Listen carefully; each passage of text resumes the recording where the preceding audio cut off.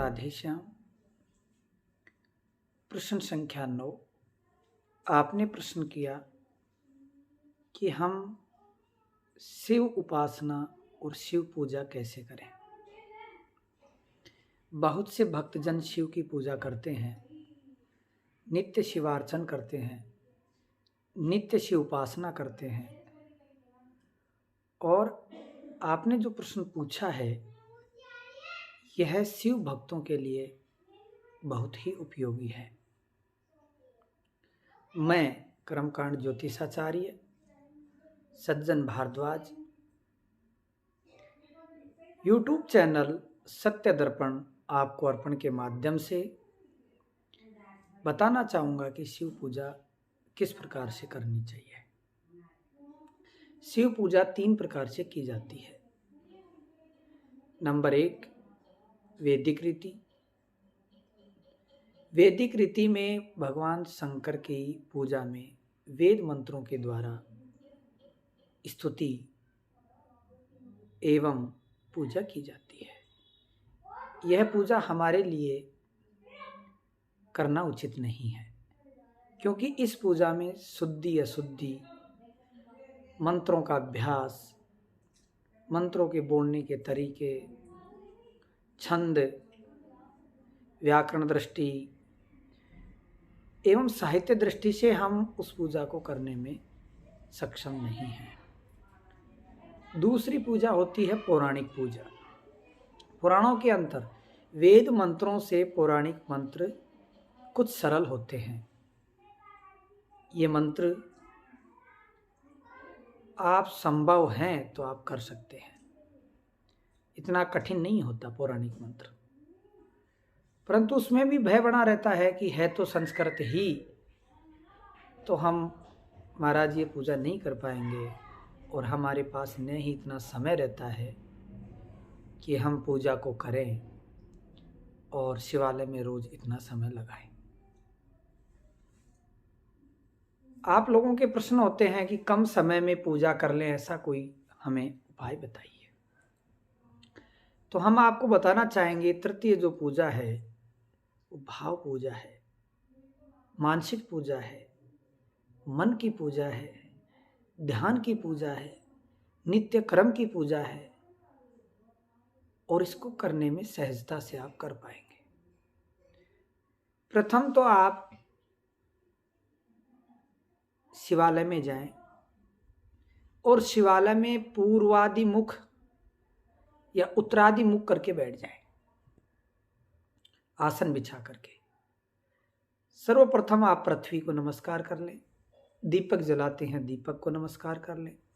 जिस जल से आप भगवान को स्नान आदि कराएंगे उसको कर्म पात्र कहते हैं। उस कर्म पात्र को स्वस्ति आदि बना लें या रोली लगा दें। उसके उपरांत आप अपने इष्ट देव को, कुल देव को, पितृदेव का स्मरण कर लें और फिर एक संकल्प कर लें। संकल्प के बिना की गई पूजा का फल निष्क्रिय होता है। तो संकल्प का मतलब होता है मन की इच्छा कि हे भगवान, मैं शुभ समय में, शुभ वेला में, शुभ तिथि में, शुभ वार में, शुभ नक्षत्र में, नित्य कर्म के अंतर्गत मैं आपकी पूजा करना चाहता हूँ और मेरा संकल्प है कि मैं इस कार्य के निमित्त, जो भी आपकी इच्छा हो, इस कार्य के निमित्त आपकी पूजा करता हूँ। मेरी इस मनोकामनाओं को पूर्ण करना और मेरी जो अभिलाषा है उसको पूर्ण करना। ऐसा संकल्प करके सर्वप्रथम, अब शिवालय में 5 विग्रह होते हैं, 5 मूर्तियां होती हैं, द्वार पर एक क्षेत्रपाल होता है। तो सर्वप्रथम आप गणेश जी महाराज को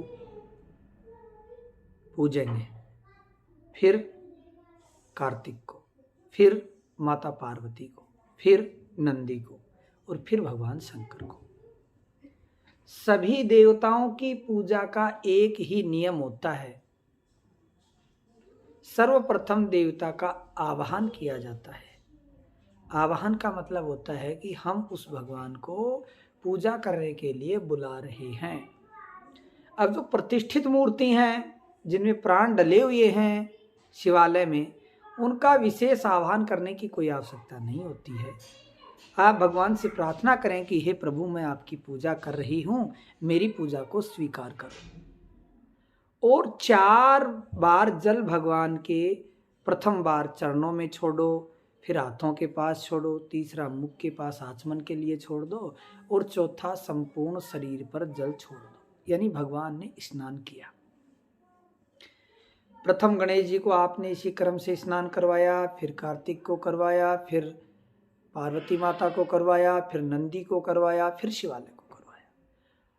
अब आप पंचामृत, दूध, दही, शहद, घी, खांड मिला करके एक कटोरी में पंचामृत की एक एक चम्मच से 500 देवताओं को स्नान करा दें और बोलें कि पंचामृत स्नानम समर्पयामि। जैसे गणपति को स्नान करा रहे हैं तो गणपति पंचामृत स्नानम समर्पयामि, ऐसे 500 देवों को आप स्नान करा लेंगे। स्नान पंचामृत होने के बाद शुद्ध स्नानम, शुद्ध जल से पुनः स्नान कराएंगे। जो पंचामृत उनके विग्रह पे लगा है, पंचामृत का मतलब होता है जिस प्रकार आप साबुन लगाते हो, शैम्पू लगाते हो, नाना प्रकार के शरीर को साफ करने के लिए जो लगा रहे हैं, वो देवताओं का वही साबुन शैम्पू स्वरूप पंचामृत है।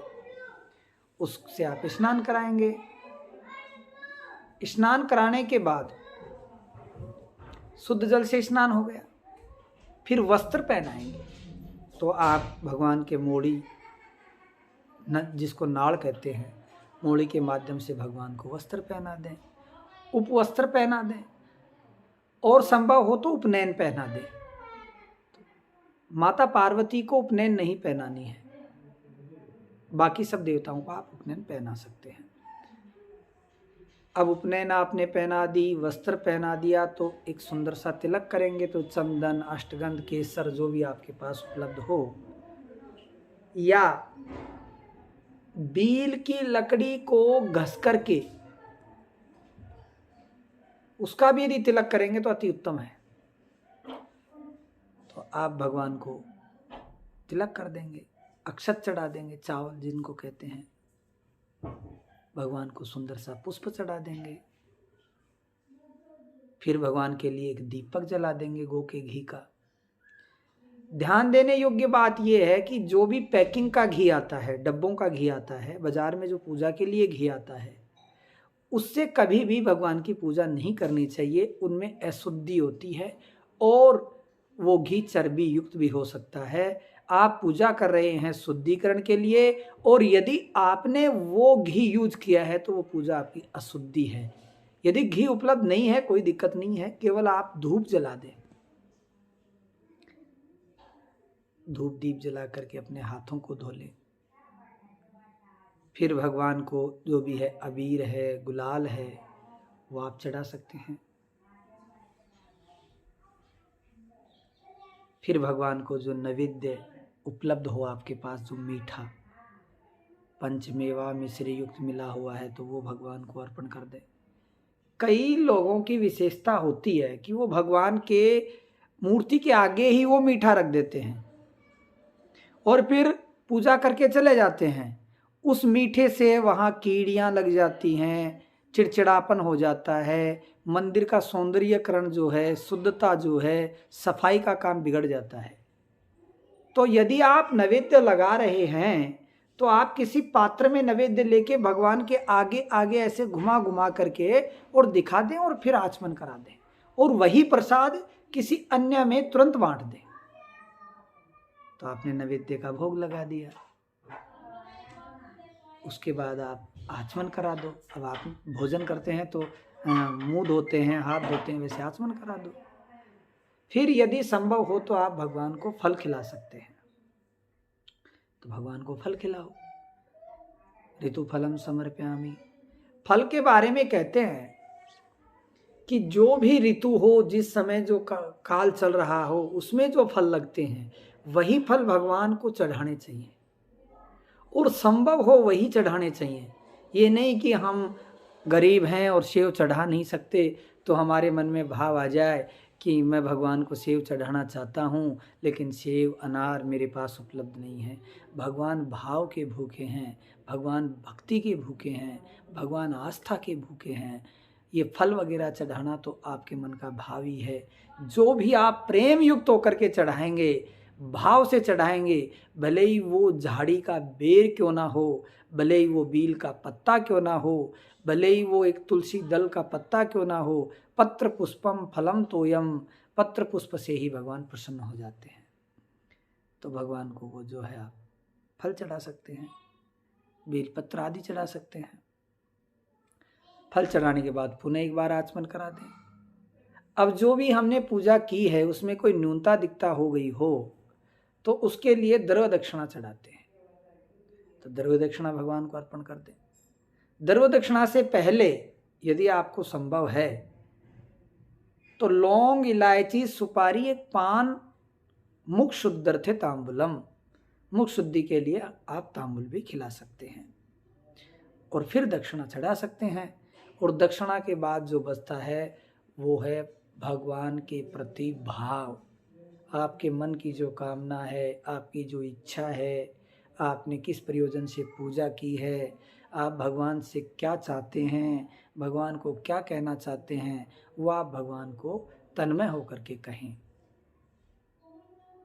एवं प्रार्थना करें और अंत में समर्पण कर दें कि हे भगवान, मैंने जो भी किया वो आपको अर्पण है। मेरा ये तन, मेरा ये धन, मेरी आत्मा, मेरी भक्ति, मेरे भाव सब आपको अर्पण है। जो मैंने इच्छावश मांगा है वो आप हमें दे ही देंगे और मैं आपकी शरण में हूँ। मेरे कर्म को, मेरे धर्म को, मेरे मन को, मेरे तन को, मेरी रति को, मेरी मति को, मेरी गति को आप अपने चरणों में अर्पण कर लें और जिसकी मुझे आवश्यकता है वो मुझे समर्पित करें। आप मेरे मन में बैठ करके, मेरी आत्मा में निवास करके, मेरे मानसिकता में आकर के और मेरे द्वारा वही कर्म कराएं जिससे आप मेरी नेत्रों की दृष्टि आपको देख पाए, आपके दर्शन हों, मेरी इच्छाएं पूरी हों। इस प्रकार भगवान से आप भाव में बातें करें। फिर उसके बाद पुष्पांजलि, भगवान को पुनः पुष्पांजलि देकर के आप अपने कार्य को संपन्न कर सकते हैं। इस प्रकार से आप यदि नित्य नहीं कर पाएं तो सोमवार के दिन तो आप षोडश उपचार से पूजा अवश्य करें और नित्य यदि होता है तो पंच उपचार से कर लें। पंच उपचार में पहले की जो 5 चीज़ें हैं, भगवान को आसन निमित्त पुष्प देना, स्नान करा देना, पंचामृत नहीं है तो कोई दिक्कत नहीं है, वस्त्र पहना देना, गंध अक्षत लगा देना, पुष्प चढ़ा देना, नमस्कार कर लेना, ये नित्य कर सकते हैं। सोमवार को विशेष पूजा कर सकते हैं। अब आप किस प्रयोजन से पूजा कर रहे हैं? यदि लड़कियां विवाह के निमित्त पूजा करती हैं भगवान शंकर की, तो शंकर और माता पार्वती को बील पत्र के 21-51 जो भी संभव हो पत्तों की माला बना करके भगवान शंकर के गले से लेकर के माता पार्वती के गले तक गठजोड़ा करें और भिन्न भिन्न प्रकार के जो भी उपयोगी जो हैं आप कमेंट्स में लिख करके भेजना, फिर हम उसके अलग उपाय आपको बताएंगे। सामान्यतः शिव पूजा इसी प्रकार आपको करनी चाहिए और भगवान शिव की आराधना करनी चाहिए।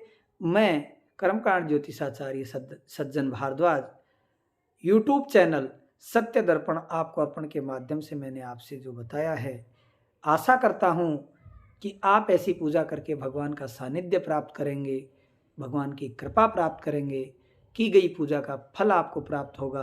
कई लोगों के उत्तर होते हैं, हमने 16 सोमवार किए, हमारा कार्य नहीं बना, हमने भगवान की ये पूजा की, हमारा कार्य नहीं बना, हम ऐसा करते हैं, हम वैसा करते हैं, फल नहीं मिलता है। तो जैसा आपको बताया उस भाव से आप पूजा करेंगे और फिर भी फल नहीं मिलता है तो आप इस चैनल पर सत्य दर्पण आपको अर्पण के माध्यम से हमारे तक आपकी बात पहुंचाएं और हम आपकी सेवा में निरंतर तत्पर रहेंगे। और हमारा ये रहेगा कि आपको संतुष्ट हम करने के लिए जो भी प्रयास होंगे, संभव प्रयास हम करेंगे। सभी से एक बार पुनः मैं कहना चाहूँगा कि जिन लोगों ने हमारे चैनल सत्य दर्पण आपको अर्पण को सब्सक्राइब नहीं किया है वो सब्सक्राइब कर लें। सब्सक्राइब करने का मतलब यही है कि आप हमसे जुड़ जाएंगे, हमारे जो भी वीडियो हैं वो आपके फ़ोन तक आ जाएंगे और अधिक से अधिक हम आपकी सेवा दे पाएंगे। तो मुझे आशा है आप सभी सब्सक्राइब करेंगे और अपने मन के विचारों को हमारे तक पहुंचाएंगे। यदि हमारे द्वारा की गई सेवा में किसी प्रकार की न्यूनता दिखता रहती है तो आप फ़ोन करके हमें अवश्य सूचित करेंगे और हम आशा करते हैं कि आपका साथ, आपका विश्वास, आपका प्रेम, आपका स्नेह हमें मिलता रहेगा और हम आपकी सेवा में निरंतर लगे रहेंगे। जय श्री कृष्णा, राधे श्याम।